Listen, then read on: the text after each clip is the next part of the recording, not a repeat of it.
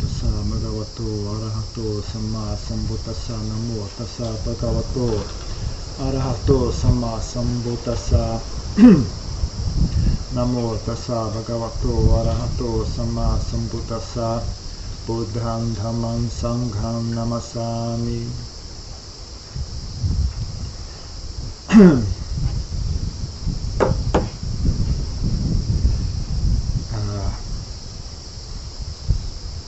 Uma coisa que eu sempre tento passar para as pessoas, né? Um processo importante para entender na mente, né? É o processo de criação de pensamentos, criação de linhas de raciocínio, que consequentemente vai gerar linhas de ação, né? Literalmente uma ação, geralmente, né? Não sempre, mas quase sempre uma ação tem uma linha de raciocínio que justifica aquela ação, né? Que diz, faz sentido fazer isso, é uma boa ideia fazer isso aqui. Agora, anterior à ação e ao pensamento, existe uma fundação que faz com que aquele pensamento ele tem, para o pensamento existir, né, tem que ter a sensação interna de que isso faz sentido. Então é um dos ingredientes, né, de uma ideia. Qualquer pessoa tiver uma ideia e aquela sensação de isso faz sentido não vier junto com a ideia, a pessoa não age, não guarda aquela ideia, não leva ela a sério, né? Então ela é dispensada automaticamente, vai para a lata de lixo ali do cérebro. Agora, isto faz sentido, ele não é fixo, ele é um fenômeno condicionado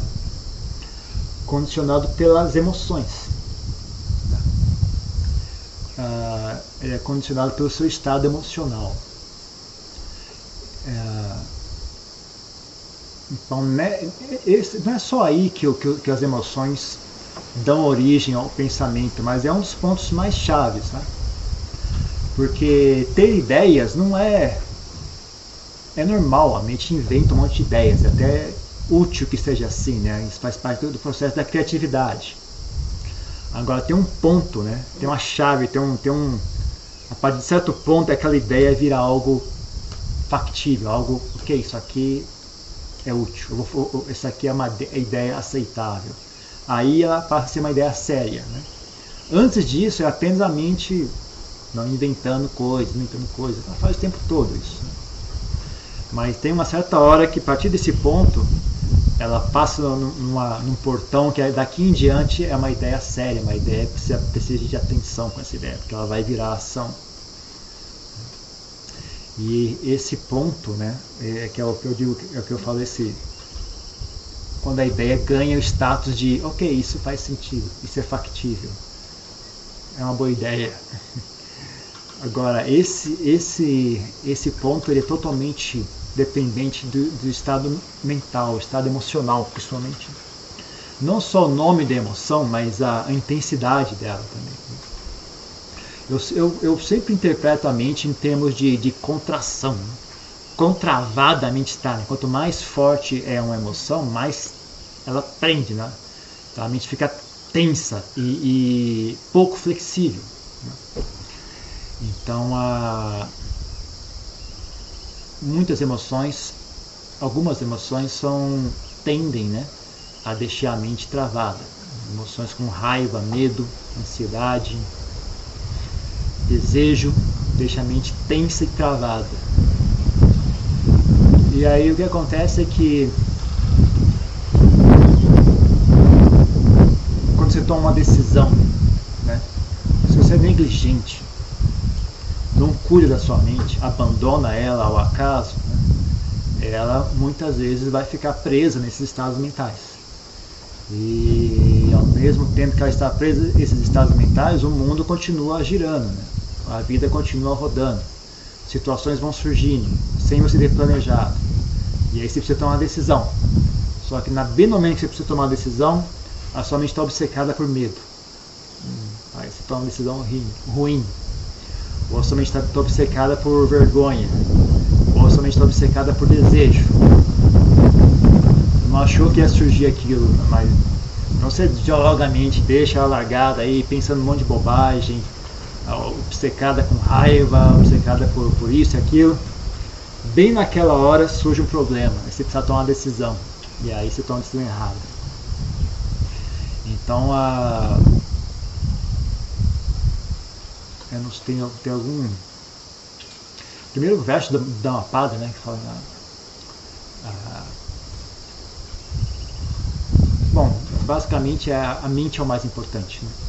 A mente é chave, o estado mental é chave.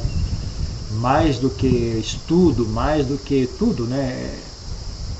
Cultivar a mente é a chave de tudo, né? A partir da mente cultivada, e ela não é uma coisa que você faz, sabe, só na hora de usar, assim. Você não sabe que hora que vai surgir o momento de tomar uma decisão importante, né? Então não dá para você assim, bom, amanhã eu vou ter reunião, então eu vou ficar bem tranquilo, para quando eu chegar na reunião eu vou estar com a mente clara e limpa. Não, faz sentido, mas não é bom o suficiente, né? É por isso que não entender esse processo também gera um outro problema. Além de você não conseguir administrar bem a si mesmo, né, também gera a sua incapacidade de entender o mundo ao seu redor, né? Vocês nunca tiveram essa experiência assim, de ver uma pessoa fazendo algo muito ruim? Como é possível a pessoa fazer isso, né? Eu não acredito que alguém consegue agir assim. Por exemplo, tem bom, de tempos em tempos vai ter um outro escândalo desse, né? Mas sempre, teve um tempo atrás o escândalo da merenda, lá, faz muitos anos, inclusive. Mas a coisa que você, caramba, não é possível, cara. A merenda das crianças, o cara não tá nem aí. Será que não... O que acontece? Não é possível. Na nossa mente é uma coisa assim que não encaixa, né? Como é que pode a pessoa tomar uma decisão dessa, né? Vou roubar o dinheiro da merenda. Não cabe, né, na nossa cabeça, né? Eu lembro também, quando eu era mais novo, tem o problema dos hospitais, né? O pessoal roubava o dinheiro que era para comprar remédio. As pessoas estão doentes. Caramba, como é possível? Na minha cabeça você não entrava, né? Mas depois você entende o processo, sabe? A pessoa está num estado de ganância. Se a ganância realmente aperta, esse tipo de coisa começa a ficar factível. Como a gente não tem essa ganância tão grande assim, né? Então para nós não faz sentido, essa ideia não encaixa. Essa ideia não faz sentido. Mas se essa ganância está muito apertada, faz sentido, é uma boa ideia. Vou roubar o dinheiro do hospital, uma boa ideia mesmo, ninguém vai perceber, vou roubar. Né? Ou agressão, né? A gente vê as pessoas se agredindo, caramba, mas como que a pessoa faz isso? Faz. É muito curioso o exemplo dos viciados em drogas, né? Cada tipo de coisa que as pessoas fazem, né? Que você, como é que pode? Pode graças ao desejo. A pessoa está obcecada, eu preciso muito usar drogas. Assim, muito. Quando é muito mesmo, tudo, sabe, as coisas começam a fazer sentido. Eu vou bater nessa senhora de idade aqui, vou roubar a bolsa dela. Faz sentido, é óbvio. Preciso usar droga. Como não? Ela não vai conseguir se defender, é ótimo. Então as coisas começam a fazer sentido, sabe? Eu vou roubar dinheiro da minha mãe, vou roubar dinheiro do meu pai. Eu vou fazer isso, eu vou fazer aquilo. Vou me prostituir, começa a fazer sentido as coisas, dependendo qual é a fundação que está presente na mente, as ideias começam a se encaixar. Elas dependem daquilo, né? É aquilo que forma a fundação sobre a qual elas vão ser construídas. Então, se você não entende esse processo, né, você mesmo não consegue se administrar e também não consegue entender as pessoas ao seu redor. Né? Não consegue entender por que as pessoas fazem isso. Por que as pessoas estão fazendo, não imagina, né, que alguém faria isso. Às vezes, muitas vezes toma golpe na cabeça também, né? Você fica assim, ninguém vai fazer isso. Alguém vai fazer. Pode ficar cegado. Pode ficar cegado, alguém vai fazer. Você não pode, você tem que estar ciente, né, de como é que de fato esse processo se manifesta para poder avaliar o que é possível, o que é que não é possível, né? Se você só avalia a partir da sua experiência, você não vai ter ciência real, né, do que é possível acontecer, né? Então, importante saber isso. Também isso é importante para você conseguir sentir compaixão pelas pessoas também, né? Eu sempre falo isso, né? Que eu sempre critico as pessoas. A maioria das pessoas não tem interesse em compaixão alguma. As poucas pessoas que têm interesse em compaixão fazem através da cegueira. Você consegue sentir compaixão, mas para sentir compaixão eu tenho que fingir que o mundo é uma coisa que ele de fato não é. Tem que fingir que as pessoas são algo que elas de fato não são. Conseguir sentir compaixão e enxergar a coisa como ela realmente é um pouco mais sutil. Pouca gente tem essa sutileza, né, de conseguir conciliar a realidade com compaixão. A maioria esmagadora das pessoas precisam viver numa fantasia da Disneylândia para poder conseguir sentir compaixão. Precisa fechar os olhos para as coisas como elas realmente são, porque elas querem, né, enxergar o mundo de uma maneira boa. Eu admiro a intenção, mas infelizmente se você fizer isso é muito frágil, não dá resultado a longo prazo, você não vai conseguir suster isso durante muito tempo, e é um estado constante de preocupação, é um estado constante de medo de enxergar a realidade, está sempre tendo que fingir que não está vendo, sempre não vou olhar para o outro lado, não me fala essa história, não quero ouvir, fica sempre uma coisa frágil. É um estado mental frágil, por ser um estado mental frágil, é um estado mental tenso. Mas requer um pouco mais de sutileza, requer um pouco mais de refinamento mental. Mas você conseguir conciliar a realidade com compaixão é muito mais tranquilo. Não tem tensão, não tem medo, e não tem briga com o mundo, né? Então tem que fazer direito, sabe? Tem que construir da fundação para cima. Aí as coisas se encaixam, né? Você faz certo do começo, o meio tem mais chance de estar certo e o fim também tem uma boa chance de estar certo. Agora, você quer começar do meio, né, e sem trabalhar a fundação, né, vai ficar aquela casa toda de gambiarra, né? Sempre aquela preocupação, quando é que esse telhado vai cair na minha cabeça, né? Porque a fundação não está firme. Então é importante entender, estudar esse processo, estudar em si mesmo esse processo, para poder trabalhar melhor consigo mesmo e também para poder entender as pessoas ao seu redor, né? Poder fazer escolhas corretas, né?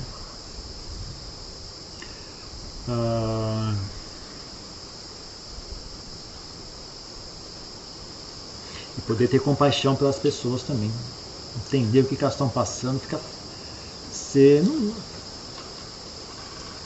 não sei, é difícil explicar isso. Não é, você não fica. Bom, deixa eu ver. Mas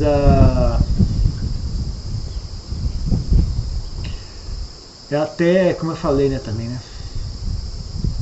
Eu acho que falta muito hoje em dia essas pessoas que façam isso, sabe? Que tenham compreensão de como é que o processo funciona e não sejam escravos desse processo, né?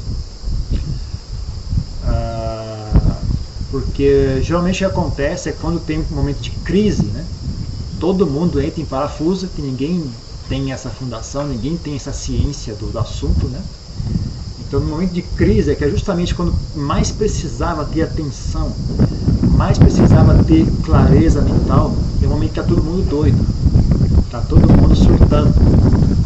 No momento de tensão, no momento sabe, coisas importantes estão acontecendo e as pessoas se entregam ao desespero, se entregam ao ódio, se entregam à raiva, se entregam ao medo, ao pânico.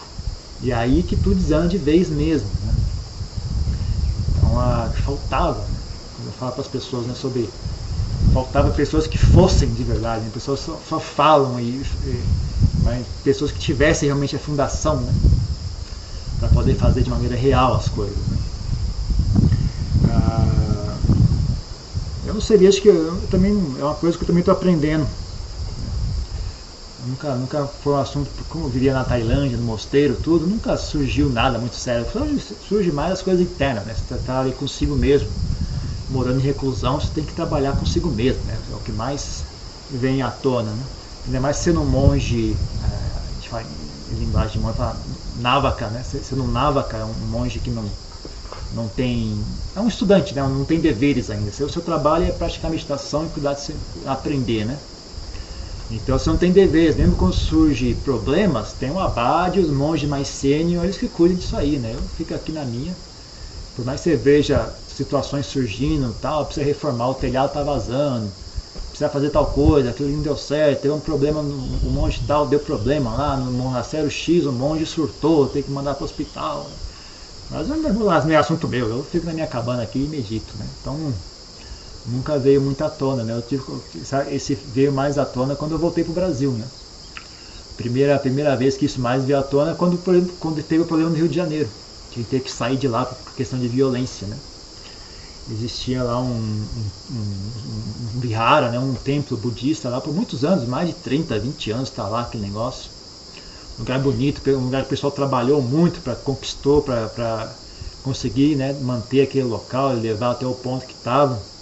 E de repente foi tudo para água abaixo, né? Teve que abandonar tudo e vender o local. E aí, óbvio, todo mundo ficou triste, deprimido, e aí começa a reação de raiva, injustiça e ódio e tensão. E eu também queria ficar com raiva também, eu também queria ficar deprimido, queria ficar triste, né? Mas eu vi, bom, só tem eu aqui para manter a calma, não tem mais ninguém. Todo mundo se jogou e só sobrou. Se eu não manter a mente clara, isso aqui não vai dar certo, né? Porque é justamente agora que decisões precisam ser feitas, né? Decisões precisam ser tomadas agora, que está todo mundo jogado no chão, né? Então eu vou ter que abrir mão ao meu direito de ficar triste, né? Eu vou ter que manter a mente serena. Eu também queria ficar triste, eu também mas eu falei, bom, eu não vou ter esse direito, eu vou ter que manter a mente serena, não vou poder ficar triste, né? Então, agora é com essa eleição de novo, né? Eleição, todo mundo ódio, de raiva. Eu também quero ficar com raiva. Eu falei, mas se eu não manter a calma, quem é que vai manter nisso aqui? Ninguém vai fazer, ninguém está disposto, né? Todo mundo quer se entregar à raiva e o ódio. Quem é que vai fazer esse sacrifício, né, e manter a calma? Porque eu também quero ficar com raiva, você acha que não? Também quero ficar indignado. Mas alguém tem que fazer isso. Então é uma preguiça, de certa forma, né? Você se entregar essas emoções é uma forma de preguiça também, eu acho, né? Pelo menos quando eu olho para mim mesmo e vejo a minha tendência, né, a querer cair nesses estados mentais, eu vejo muito pelo lado, é uma forma de preguiça, assim, a mente eu não quero lidar com isso, eu não quero ter que, eu vou me entregar também aqui, eu também vou ficar com raiva, sabe? Eu tenho que trazer a mente de volta, peraí, mas isso é um estado mental saudável? Você já ouviu falar de alguém tomar uma decisão correta por causa de um estado mental igual a esse? Né? Quantas vezes você já ouviu falar de gente tomar decisões terríveis por causa desse estado mental? Né? Desejo. Né? Quantas decisões péssimas por causa de ganância, por causa de raiva, por causa de medo? Né? Então não é o caso, né, que também não é o caso que você tem uma mente tranquila e serena, todas as suas decisões vão estar corretas, mas as suas chances aumentam bastante. Tá? E também não é o caso, né, que você vai tomar uma decisão com raiva, por impaciência, que com certeza aquela decisão vai estar errada. Às vezes você acerta, mas é por sorte também. Né? Não é... As chances de dar errado são muitas. Né? Você não enxerga claramente a situação. Então, é justamente nesses períodos que é mais importante ter a mente tranquila. E é justamente o que as pessoas não fazem. As pessoas simplesmente, quando a coisa aperta, todo mundo se joga. Ninguém para e lembra de que agora é importante manter a mente tranquila, agora é importante. Né? Também acontece que muitas pessoas não têm fé em bondade. As pessoas falam sobre bondade, mas quando a coisa aperta, as pessoas querem fazer uso da maldade, querem fazer uso da agressão. Bondade, quando está tudo bem. Quando aperta, não, vamos brigar, vamos bater, vamos fazer isso, vamos fazer aquilo. Né? As pessoas não têm real fé em bondade, elas não conhecem também como é que funciona. Então, quando a coisa aperta, todo mundo se entrega. Né? Então é importante treinar isso, principalmente quando as coisas estão indo bem também, né? Se você não consegue manter a mente serena, nem quando as coisas estão indo bem, é pouco provável que você vai conseguir manter a mente serena quando as coisas estão indo mal. Né? Então você tem que já ir treinando de antes. Né? Porque muito do assunto tem a ver com o que em Pali se chama nekama para mim, capacidade de renunciar. Como eu disse, eu enxergo como uma forma de preguiça. Né? É prazeroso, essas emoções são prazerosas. A raiva é prazerosa, de certo ponto. Ao você chegar de um outro ponto de vista, né, comparado com a mente pacífica, né, e também você olhando o contexto global, né, de todos os problemas que a raiva gera, você vê, não é ela gera dor e sofrimento para mim mesmo. Né? Mas ela oferece alguns prazeres assim da vaidade, o prazer do ego, né? Olha, você dá aquela sensação de força, a sensação de eu estou certo, né? Eu estou certo, é uma sensação de prazerosa, né? Então a tentação de se entregar a essa emoção é muito forte, né? Ainda mais quando eu tenho razão. Nossa, aí pronto. Eu tenho razão, eu tenho direito de ficar com raiva. Nossa, aí que vai, né? Ninguém me segura. Eu tenho razão, né? Então eu tenho direito, eu tenho o dever de sentir raiva. Eu tenho o dever de ficar com raiva. Eu tenho razão, eu posso ficar com raiva, eu devo ficar com raiva. Então, mas, se você olhar de um outro ponto de vista, é apenas a mente deleitando-se em ego. Mesmo tristeza também, eu tenho um certo conforto na tristeza, né? Então tem uma coisa meio macia, né? Tem um certo conforto em estar triste, né? Tem uma coisa, dá aquela sensação de coitadinho, uma coisa meio infantil, meio, né? Talvez seja uma coisa associada com a infância, eu não sei o que é, quem é psiquiatra aí que responda isso. Mas tem um certo conforto também em estar triste, tem uma certa acalentar, né, em ficar deprimido, em ficar triste, tem uma coisa assim que meio aconchegante, né? Então também eu tenho que resistir a essa tentação, né? É um prazer que eu não vou poder consumir, eu tenho que manter a mente calma agora e tranquila, não posso cair nesse estado porque pelo jeito não sobrou ninguém, sobrou só eu aqui. Todo o resto do pessoal se jogou nesse buraco. Se eu não manter a mente serena, danou-se, né? Então, importante, né? Justamente nesses momentos que é mais importante fazer isso.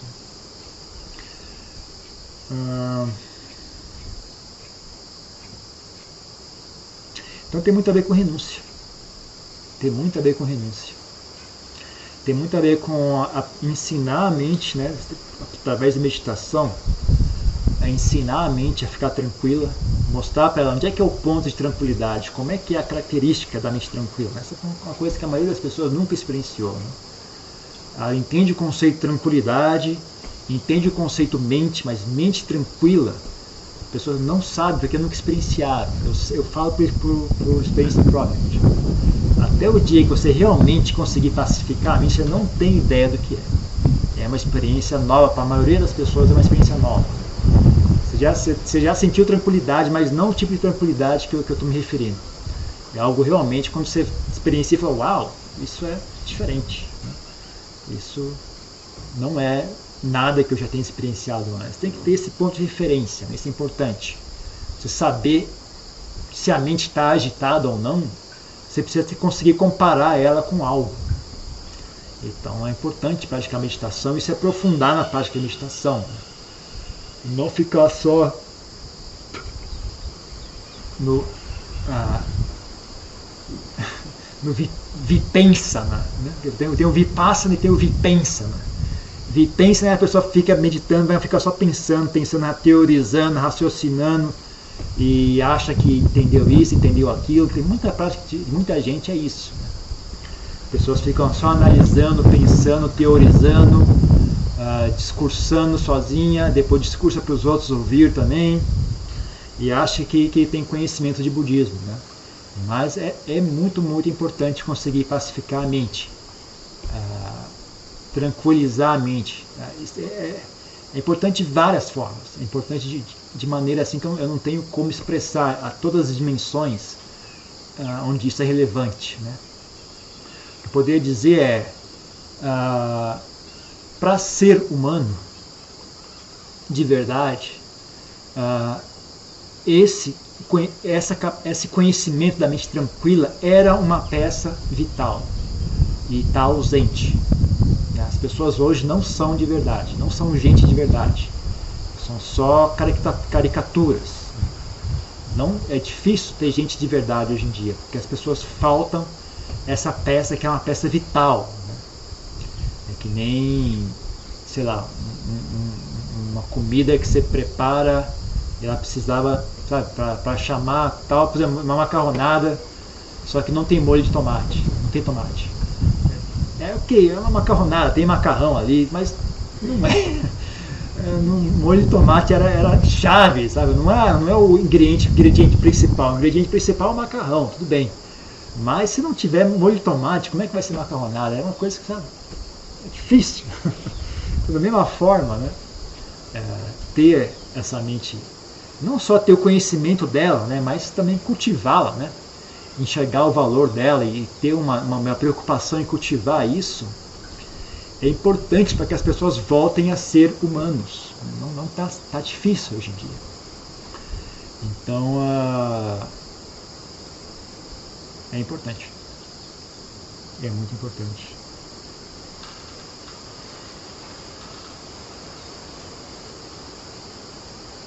Então eu não tenho surpresa, né? Quando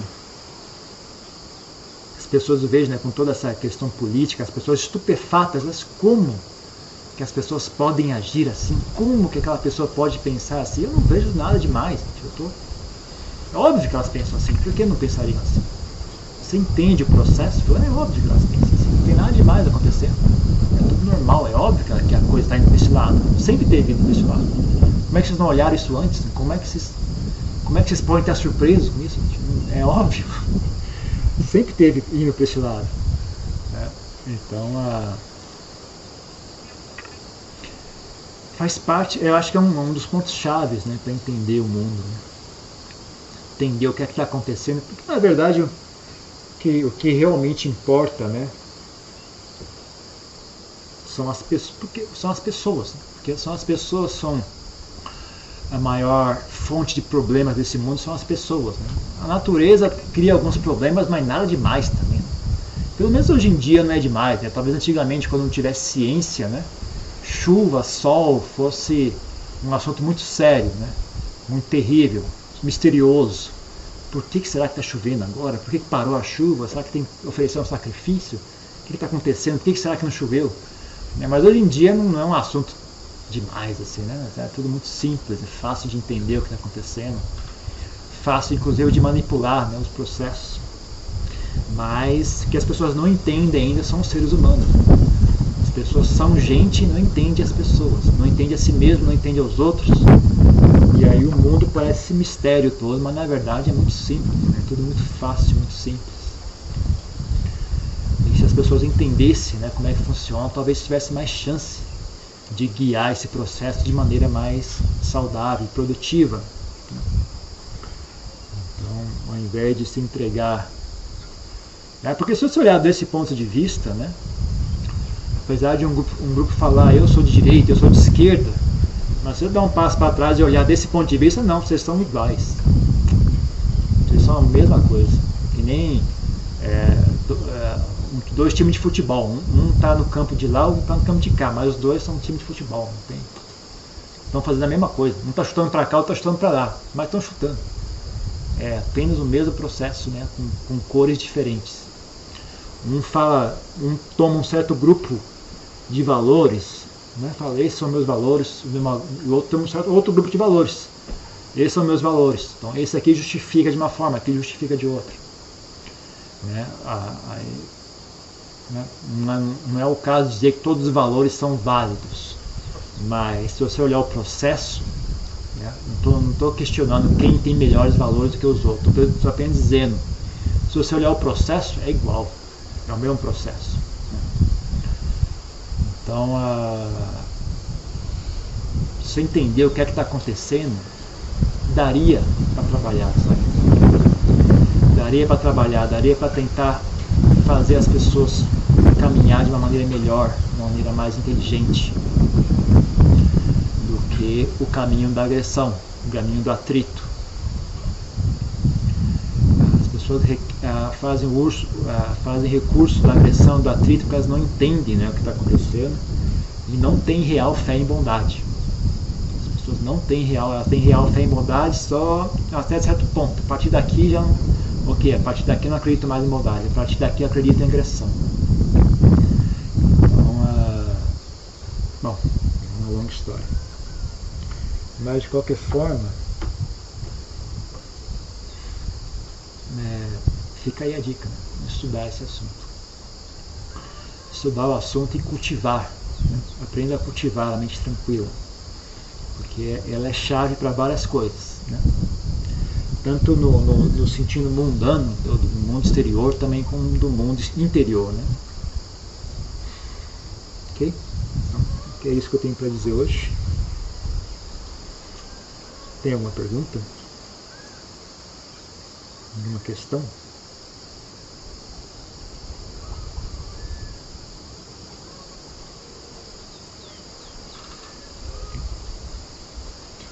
Vou ler uma pergunta que está aqui.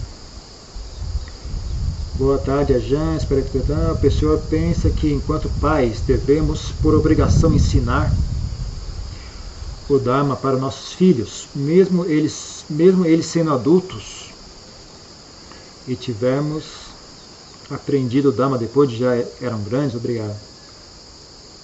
Então,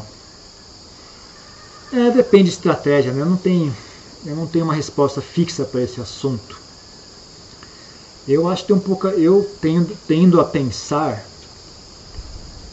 de que a melhor forma de ensinar o Dharma é você ser Dharma. Se você for, né, esses valores, se você realmente for uma expressão dessa sabedoria,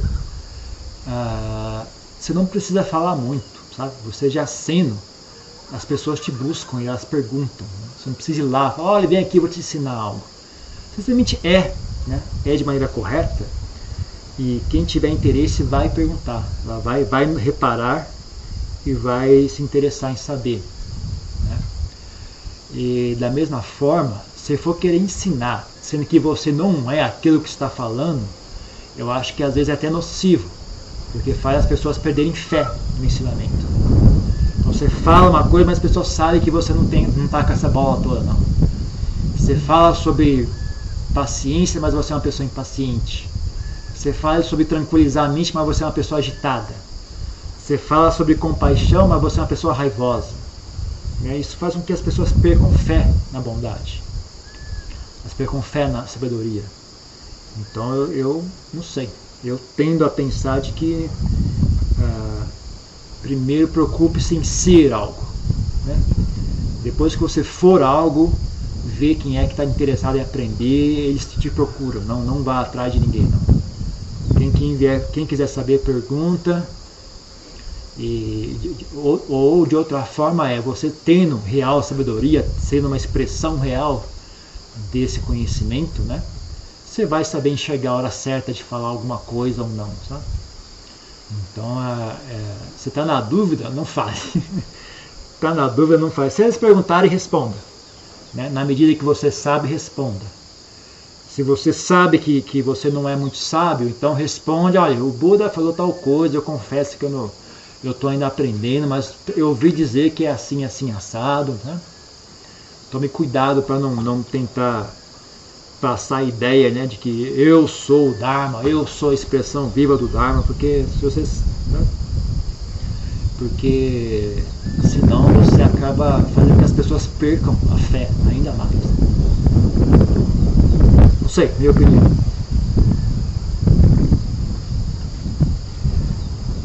Se pararmos com as leituras técnicas do budismo, temos que avaliar as coisas diretamente por nós mesmos. Por exemplo, não nos vem à mente pois exemplos não nos vêm à mente. Tem alguma dica de como fazer isso sem ser esperto? Que diabo é isso? Não sei se a pessoa escreveu errado. Não sei, será que é desrespeitoso? Tem alguma dica de como fazer isso sem ser esperto? Não sei o que é isso. Bom, mas sei lá. De qualquer forma, com relação à leitura ou não leitura, não é o caso que seja proibido ler. O caso é que você tem que estar ciente que há uma armadilha aí. Pode ler à vontade. Apenas esteja ciente que há perigos envolvidos em estudo técnico, estudo teórico. Estudo teórico é necessário, mas não é um remédio que você consome de maneira negligente, porque é um remédio que possui efeitos colaterais, e efeitos colaterais sérios. Efeitos colaterais sérios e traiçoeiros, inclusive. Então, você tem que estudar, pode estudar, deveria estudar. Apenas esteja ciente que isso tem efeitos perigosos. Né? O primeiro efeito perigoso do estudo é a falsa impressão de que eu entendi. Esse aqui é um dos mais perigosos. Né? Você lê, você entendeu o que leu e tem a sensação de que eu entendi eu entendo desse assunto. Porque eu entendi a explicação. Mas lembrar a si mesmo, eu não conheço esse assunto. Eu entendi o que foi dito, mas eu não sei do que eles estão falando de verdade. Que nem, por exemplo, você lê uma descrição da catarata do Niágara, nos Estados Unidos. Você leu, entendi o que foi dito, mas eu não conheço as cataratas do Niágara. Você tem que lembrar disso, porque o que acontece, as pessoas estudam, pouco a pouco esse veneno vai se infiltrando. A pessoa tem a sensação de que eu sei. Eu li, eu entendi, eu sei. Não, você não sabe. Você leu e entendeu, não sabe. É diferente. Esse é muito, muito, muito comum.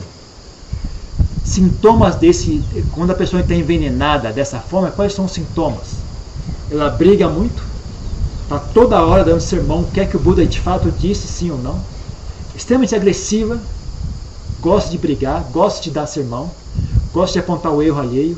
Né? Sempre que alguém fala alguma coisa, não, mas o Buda não disse isso, o Buda está sempre pronta, está sempre ali no gatilho a bala. Né?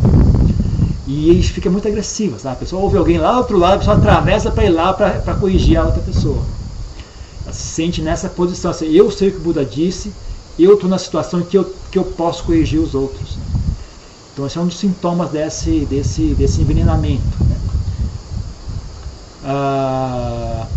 Outra forma que isso também atrapalha, né? Outro perigo envolvido no estudo teórico é a mente ficar muito fixa em ideias, né? E ficar confusa. Né? É difícil explicar isso. Ideias são muito frágeis. Né? Ideias é difícil criar uma compreensão intelectual que seja, como é que se diz, harmoniosa. Né? Se você vai explicando através de intelecto, explicando, chega uma hora que as explicações começam a se contradizer, sabe? Uma explicação não encaixa com a outra. E não significa que uma seja verdadeira e outra falsa. É que explicação intelectual só tem um limite, sabe? De quão bem consegue expressar a realidade. Na realidade não haveria contradição, mas quando você tem que expressar aquilo em termos de ideia, não encaixa. Tá?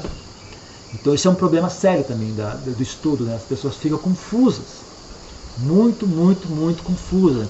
Chega a ter um limite, né, de quanto explicação é útil, chega de um certo ponto adiante, só deixa a pessoa mais e mais confusa, porque o intelecto tem um certo limite. Né? Ele não consegue abraçar a realidade de forma global, ele só vai até certo ponto. E aí quando você tenta conciliar diferentes fenômenos de maneira, expressar diferentes fenômenos numa forma de intelecto, eles começam a se contradizer, começam a criar um nó cego que é difícil de se fazer depois. Né? Então chega uma hora que é nocivo, sabe? Estudar. Tem que estudar de menos, estudar de mais. Então você tem que achar um ponto de equilíbrio, né? Mais ou menos assim. Tem outras questões envolvidas, mas por enquanto isso tanto. As pessoas também se sentem, às vezes, com o tempo, a dona da verdade, né? Sim. Começam a discursar de uma maneira...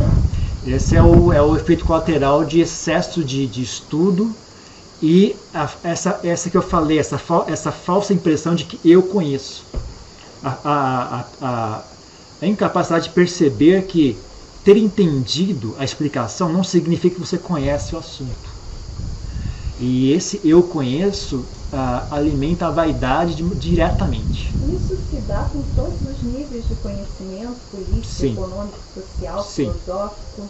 Qualquer Porque conhecimento. nós, nessa realidade que nós estamos vivendo essas últimas semanas, né, de muitas discussões e conflitos, a gente observou muito isso, as pessoas se sentindo donas da verdade.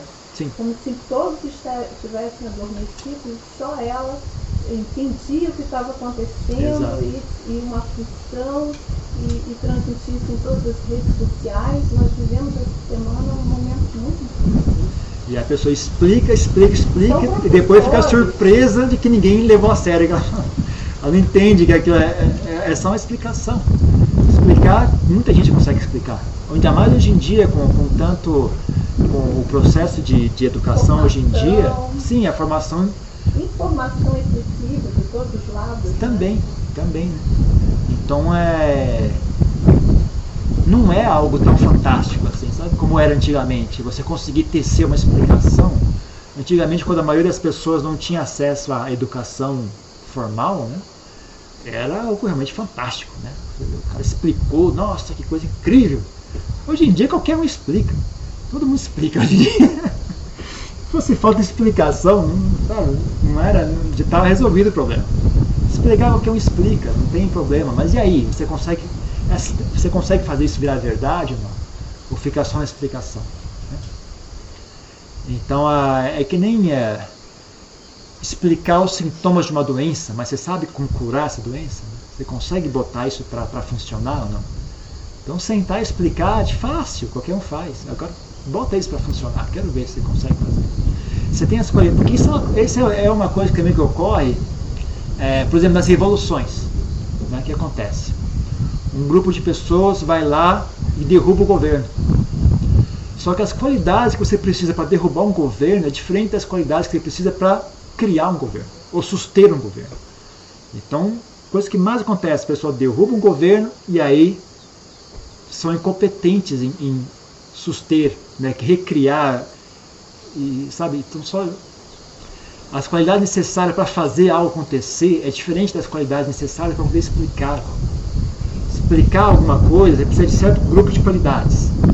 Fazer aquilo virar realidade, você precisa de um outro grupo de qualidades. Então, as qualidades necessárias para explicar, parece que todo mundo tem hoje em dia. Agora, as qualidades necessárias para fazer as coisas acontecerem, cadê? Então, não estou enxergando, não. Então, a vaidade corrompe. A pessoa estuda muito e, em vez de ficar mais inteligente, fica mais burra. Quanto mais a pessoa estuda, mais burra ela fica. Burra em que sentido? A falta de humildade, falta de compreensão das pessoas. Você entende a teoria, mas não consegue entender a pessoa na sua frente. Então, você é inteligente e você é burro. Você consegue explicar, por exemplo, eu consigo enxergar todos os defeitos dele. Então eu vou lá, você está errado aqui. Mas eu não consigo entender como é que aquela pessoa se sente quando eu digo aquilo. Então eu vou lá e explico todos os defeitos dele, ele fica arrasado, fica com raiva. E aí, eu sou burro ou sou inteligente? Eu acho que você é burro.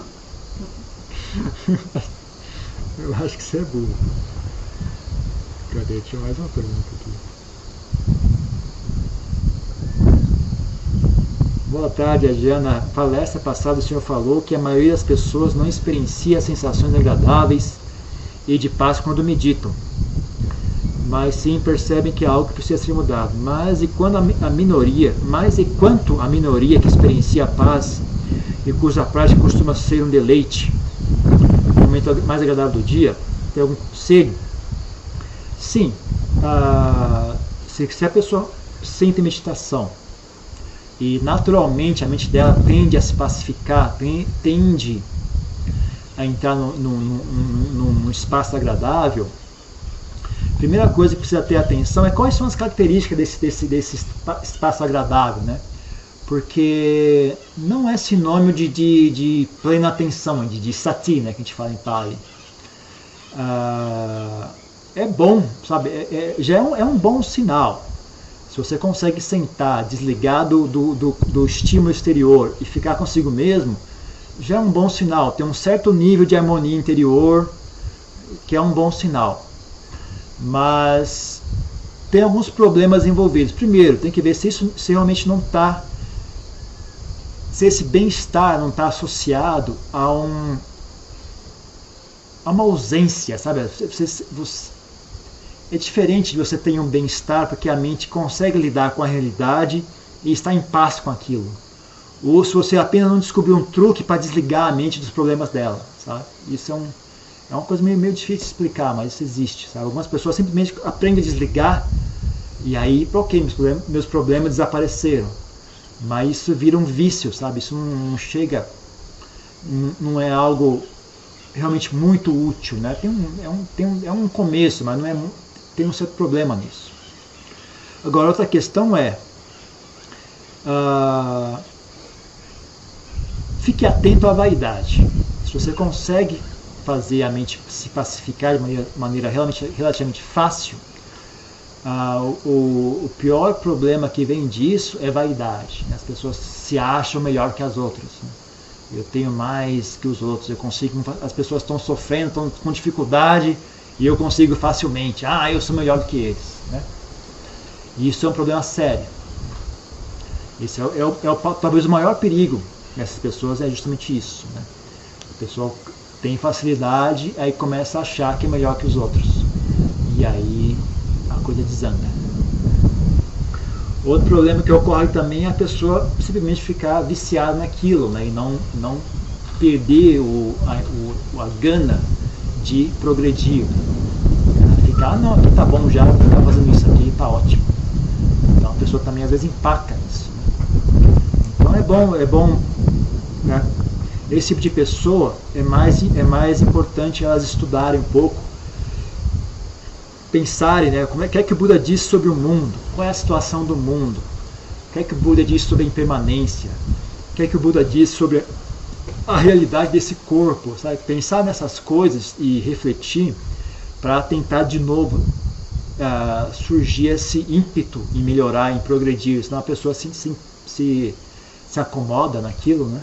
E não progride mais. Então tem que pensar um pouco mais, pensar, bom, qual é a situação, né? Apesar de eu estar bem agora, no futuro isso aqui é incerto, né?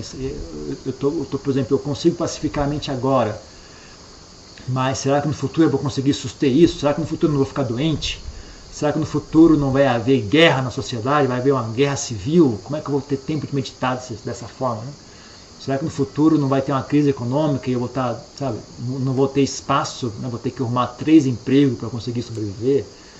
Então a pessoa tem que pensar também, né, tentar reacender o ímpeto, né, em progredir, em fazer mais progresso, porque senão ocorre muito, a pessoa empaca, né? Ela fica satisfeita com aquilo e não anda para frente.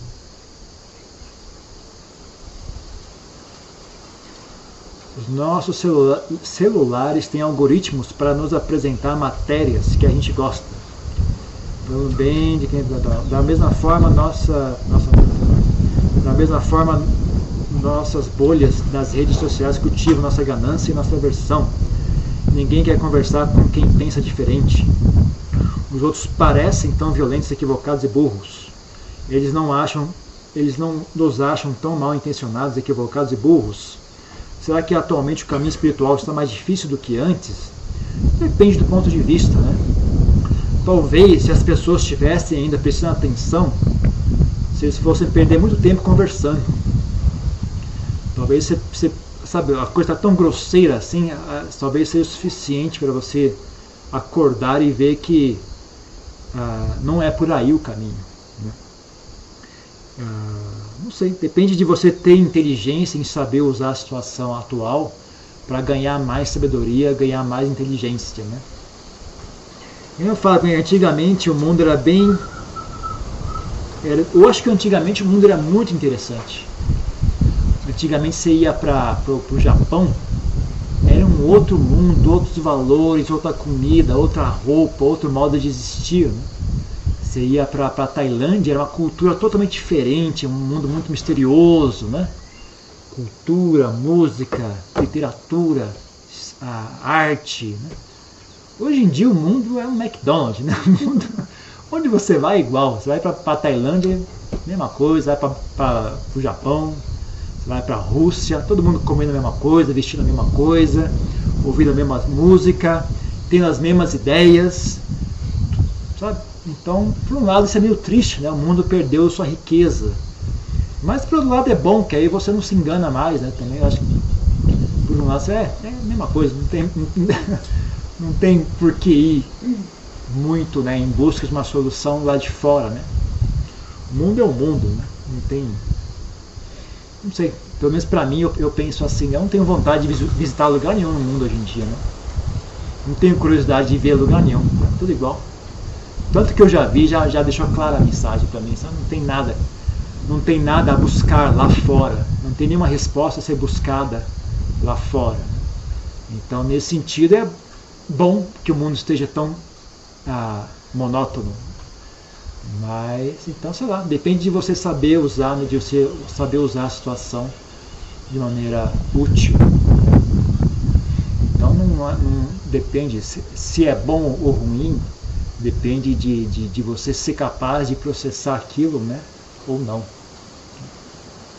Então, é isso. Ok? Mais uma pergunta, alguma coisa? Não? Então, vamos embora.